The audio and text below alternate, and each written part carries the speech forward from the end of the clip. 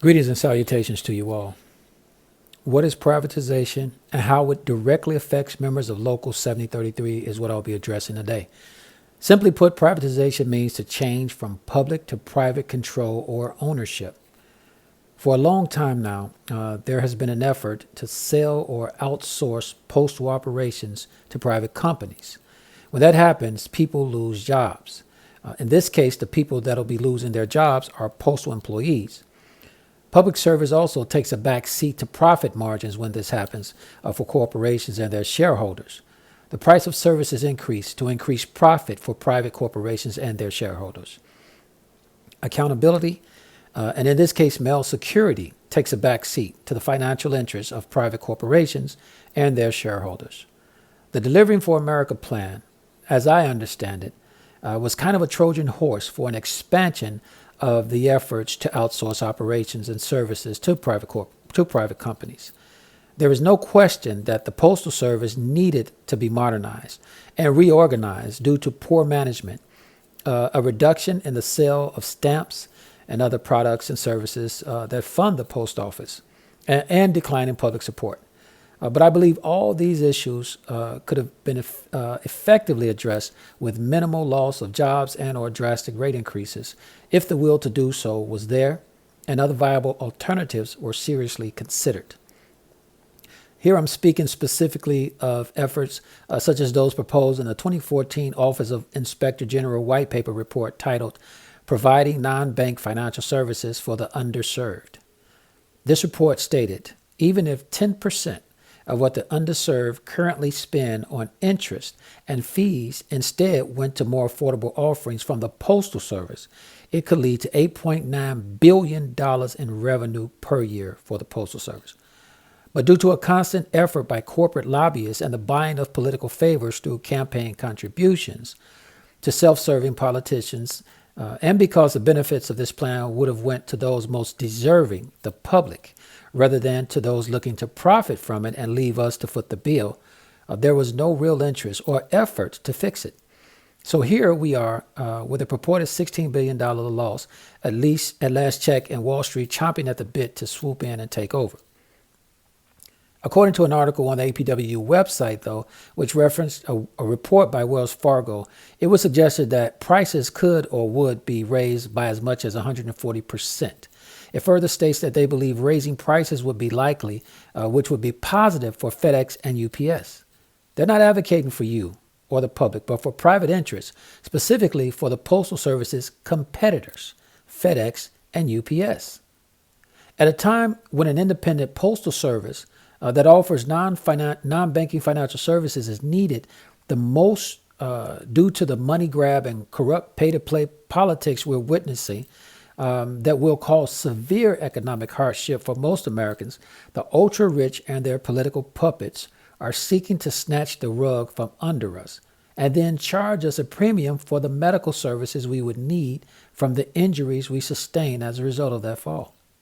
That said, the members of Local 7033 have more immediate concerns regarding privatization that's happening now at the Chicago RPDC, that's allowing private corporations like Traffics to encroach on bargaining unit work with no pushback from the union to this point under the leadership of Annetta Davison and Alicia Taylor.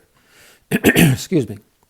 In fact, they seem to be actively facilitating it by refusing to police and enforce the contract and requiring that all officers and representatives do the same. This is not rocket science, people. There is currently a private contractor named Traffics operating in our facility under conditions that raise serious security concerns. Unlike the rest of us, they are not required to follow standard entry or exit procedures. To the best of my knowledge, they have not undergone any of the federal background checks that we had to go through that are mandatory for all postal employees. They are also not required to carry or display postal identification badges, despite multiple posted signs warning that failure to do so can lead to disciplinary action for the rest of us.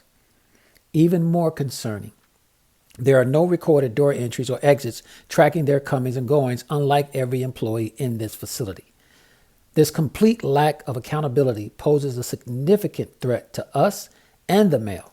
We have no way of knowing what is inside the vehicles they drive into the facility or whether they are removing anything that should not leave the premises. This situation demands immediate attention before a serious breach occurs. The rest of us use the parking lot, but they don't. Along with this is a threat of this contractor taking our work. For those of you unclear about what I mean, let me explain using the motor vehicle craft. Before this contractor, Traffics, came into this facility, vehicle operation assistants checked in contractor truck drivers at the gate, told them where to drop their trailers and or pick up their loads after speaking to the expediters.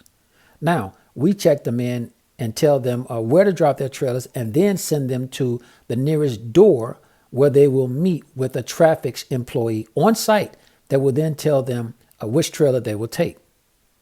This little difference may seem minimal, but don't be fooled. Any encroachment on bargaining unit work should be taken very seriously because it leads to more encroachments.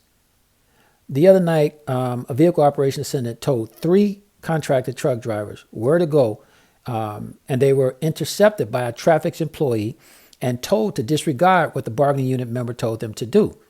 As a result, a contractor driver entered the facility without being checked in, and a trailer was brought into the yard and parked without any record of it on our part.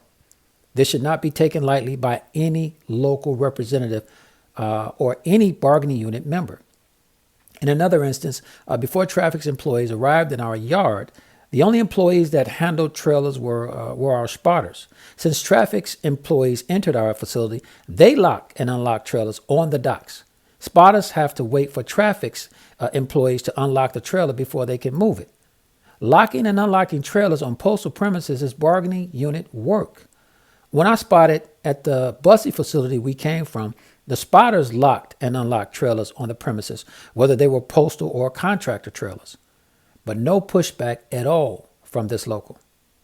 Lastly, the contractor is currently hiring warehouse associates for our facility with a starting range from $65,000 a year with benefits that, among other things, will supervise trailer operations, manage the arrival, departure, and staging of trailers to ensure smooth yard operations, which is currently the job of bargaining unit employees, specifically MVS vehicle operations assistants.